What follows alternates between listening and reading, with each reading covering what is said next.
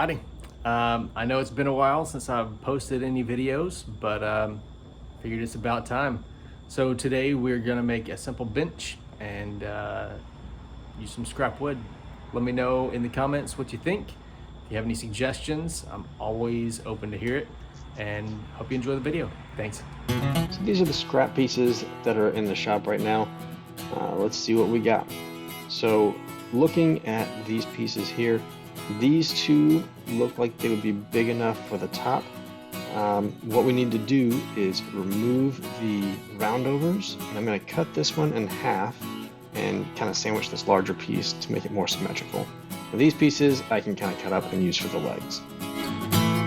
Make sure we resaw these, and then we want to make sure that we can get that roundover off to make sure we have a nice edge.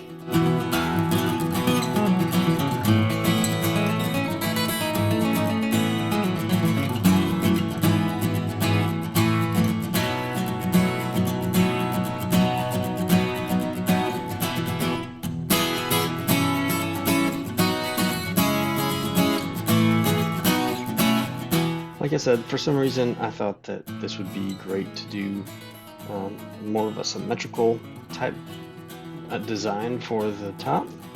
Honestly, since I'm going to be staining it, it doesn't really matter. If I was going to use new wood for this, this could be skipped altogether because you just buy it wide enough in the first place.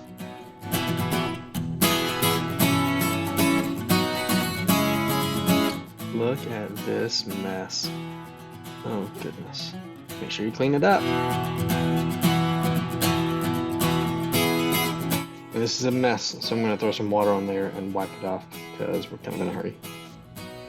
Now, when it comes to flattening this thing out, I have three options. One, probably my favorite, is the handy dandy hand plane. This one I restored from my grandfather. Who knows how long he's had it, but good old Stanley number 5. Since it's softwood, I'm not trying to do that. Option number 2 is the thickness planer.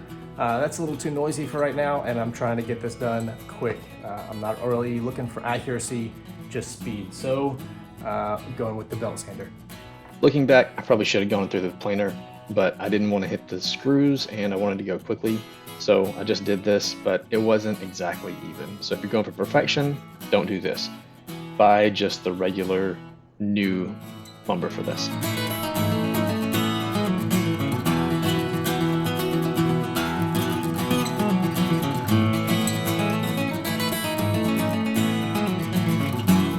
Now moving on to the legs, I'm getting a few more of those little pieces and getting a small bit.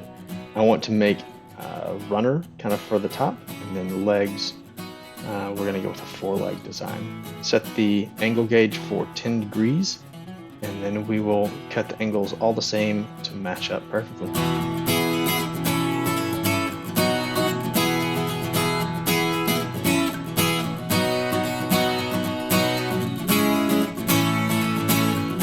And then here, I'm going to screw the legs into those runners, give it a little more stability. Don't worry about the screws being exposed. I am going to recess them so they can actually fit up against the top. You'll see how this works here in a minute.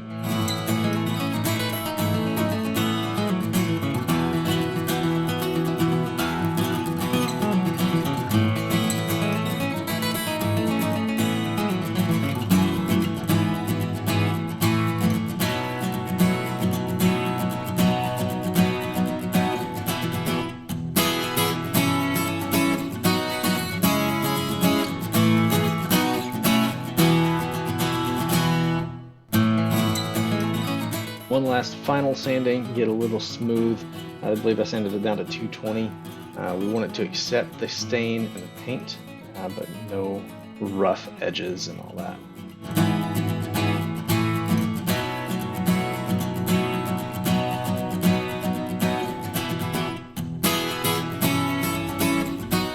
Now, as a typical rule, I don't like to use stains at all. I think it cheapens the wood and it makes things look cheap. But in this case, we're using construction grade lumber, just pine. Plus, we are going to be painting the legs, so with a leg stain kind of deal, I'll allow it.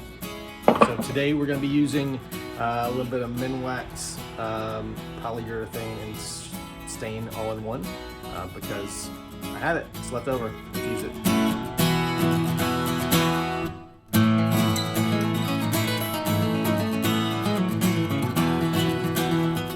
Now I remember exactly why I have so much of this left over.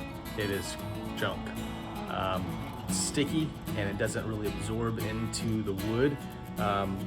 I don't see myself using this at all, but if I do, it'll be emergencies or just scrap projects. So don't recommend. 10 out of 10. I think I'm in a 0 out of 10, but that's okay.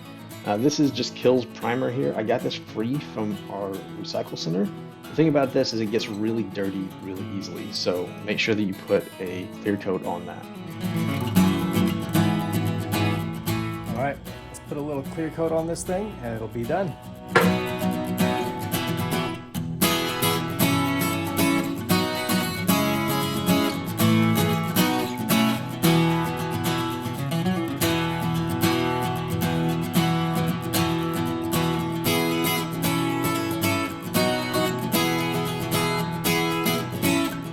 When I finished this, I realized that it was a little uneven, so I put this on a flat surface and marked the edges with a flat bottom.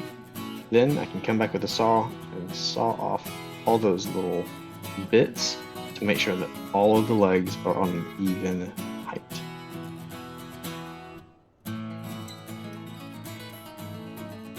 Just like that. And here is the final product.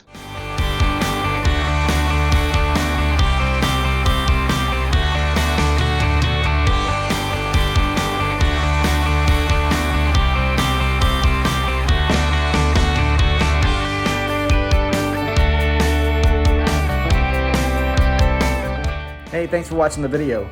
I hope you enjoyed it. Don't forget to like and subscribe, and feel free to comment. Let me know any suggestions you might have, and we'll see you next time.